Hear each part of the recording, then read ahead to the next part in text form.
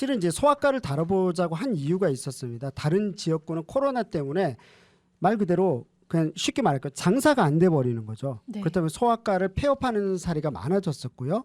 그리고 관악구 내에서 이제 산부인과 다루면서도 산부인과 줄어들다 보니까 이런 것들 가운데서 야 이거 말 그대로 필수 병원이잖아요. 그런 게 줄어든다 싶으면 우리 지역 주민분들한테도 위협이 되기 때문에 이걸 좀 알아보자고 했습니다.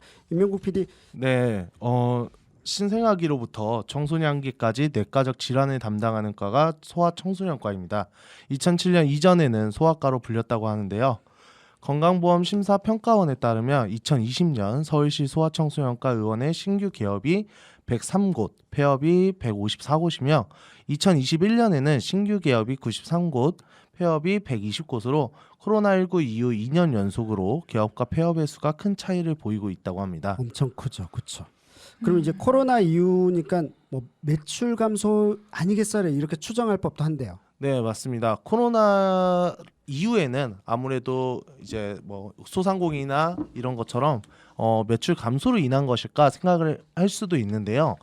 이런 낮아지는 소아청소년 환자 감소로 매출에 의한 폐업도 있겠지만 소아청소년 전문의의 감소가 또 다른 원인으로 뽑히고 있습니다. 2022년 대표적인 지역 수련병원 소아청소년과 레지던트 지원율은요. 대학병원 총 5곳의 대학병원 중에 대학병원 한 곳을 빼고는 정원 미달이며 전체 대학 종합병원 소아과 전공의 지원율은 2021년 기사에 따르면 38%에 그쳤다고 합니다. 의대생들의 소아청소년과 기피 이유는요. 저임금에 비해 의료사고 책임 부담은 심화되고 있으며 의료 환경과 비전 없는 과라는 인식으로 인해서 기피한다고 합니다. 보면은 이제 일단 이런 부분들을 알겠는데 이제 관악구가 중요한 거잖아요. 사실 관악구 현황은 어떤가요? 네, 관악구는 관악구 현황 말씀드릴게요. 소아청소년과의 현황은요. 관악보건소 의학과 의무팀과 전화를 통해서 알 수 있었습니다. 네, 먼저 코로나로 인해서 폐업한 소아과가 있는지 물어봤는데요. 다행히도 현재까지는 이 관내에는 재정 어려움으로 인한 폐업한 병원은 소아과를 포함하여 관내에 한 곳도 없다고 전했습니다. 또한 매출에 대해서도 외부 활동이 줄어들면서 다른 병원들처럼 환자가 줄어들어 매출이 감소한 것이라고 전했는데요. 앞으로 저출생 및 고령화 사회가 진행됨에 따라 소아과 감소를 대비한 지역 보건 의료 계획이 있는지도 한번 여쭤봤습니다. 이거에 대해서는 산부인과 지원 같은 경우에는 정부 차원에서 활성화가 되어 있다고 알고 있으나 소아과에 대해서는 아직까지 관내에서는 지원 사업에 대해서는 들은 바가 없다고 했습니다. 참고로 관악구에 이제 어느 정도 알려진 산부인과가 두어 곳이 있어요.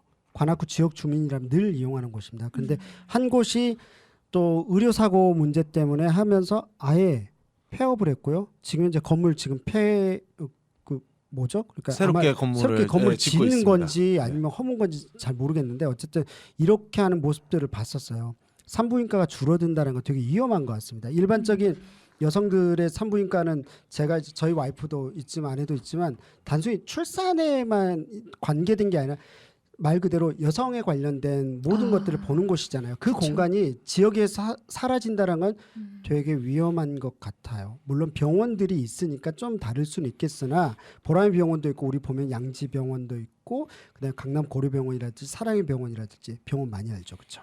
그러네요. 그래서 관악구에 있긴 있어요. 근데 산부인과가 다 있는 건 아니기 때문에 어쨌든 이런 것들을 좀 다뤄보는 거 의미가 있었을 것 같습니다. 계속해서 해볼게요. 네.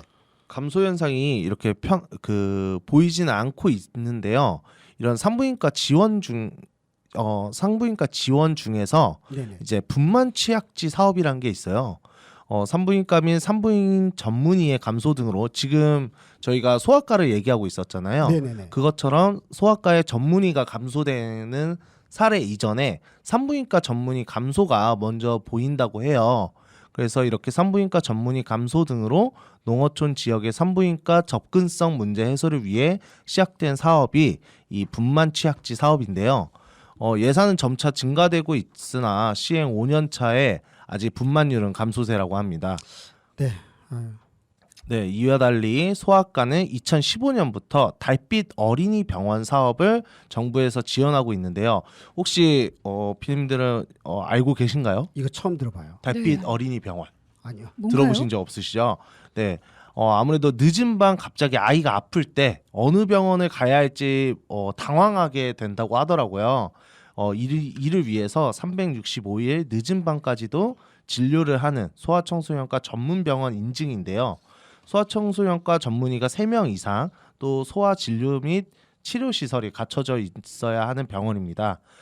이게 찾아보니까 아쉽게도 서울 내에서는 4곳이 있는데 관악구에는 없더라고요. 관내에서 가장 가까운 달빛 어린이 병원은 서초구였습니다. 아, 이거 처음 알았다.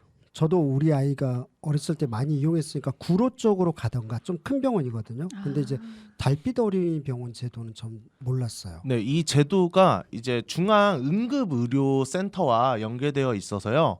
이게 119에 연락을 취하면 바로 이 달빛 어린이 병원으로 인계를 해주기도 하고요. 그리고 아무래도 소아 전문 치료 진료 시설이 되어 있기 때문에 보다 소아에 맞춰서 맞춤형으로 되어 있다고 합니다. 또 비용도 이제 정부에서 일정 금액 내주는 부분이 있어서 더 저렴하다고 하더라고요. 네, 저희가 소아청소년과를 이야기했지만 결국 소아청소년과 산부인과 어쨌든 기본적인 권리를 위한 기본적인 기초 어떤 의료 체계라고 저는 생각이 들어요. 그래서 관악에 펴면서 이 부분들 계속해서 저희들이 혹시 변동되는 게 있으면 관심 갖고 전하도록 하겠습니다. 오늘 감사합니다. 네, 네, 감사합니다. 감사합니다.